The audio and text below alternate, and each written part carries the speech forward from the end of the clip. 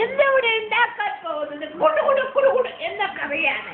എല്ലാവർക്കും പരിശീലിക്കാം. നിങ്ങൾ ചേരുവകൾ തക്കാളി 1 കിലോ, ചേന 1 കിലോ, കുടുകുടു 1 കിലോ. ആദ്യമേ തയ്യാർ. വെളിച്ചെണ്ണ ഇടുക, ചേഞ്ചിൽ ഒഴിക്കുക, അതിൽ സവാള ഇടുക, തക്കാളി ഇടുക, 2 ഇളക്ക് നോക്കിക്കോളൂ.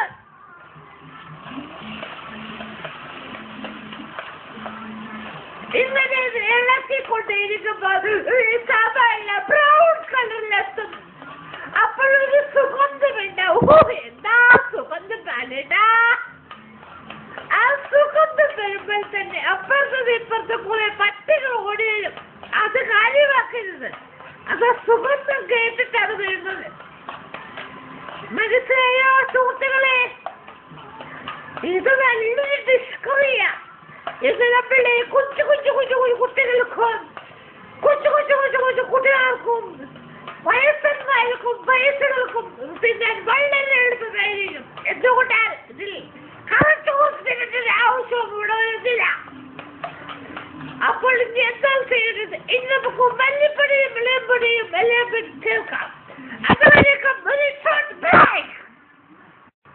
ഒരു കോഴിമുട്ട എടുക്കുമ്പോൾ ആ കോഴിമുട്ട അതിലേക്ക് ഇടത്തിട്ട് കഴിഞ്ഞാൽ നന്നായി ഒന്ന് ഇണക്കുക.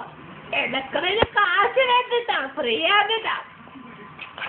അതിനൊന്ന് പിടിക്കാതെ ശ്രദ്ധിക്കുന്നത് വളരെയധികം നല്ലതായിരിക്കും. എന്തുകൊണ്ട് അതിൽ പിടിച്ചാൽ അത് ഉറപ്പാണ് മക്കളെ. അതുകൊണ്ട് മാത്രം മഞ്ഞൾ ഇളക്കും. വേപ്പില മറക്കരുത്. വേപ്പിലിടാതിരുന്നാൽ നമ്മൾ നാടിൻ കറിയാവുകയില്ല.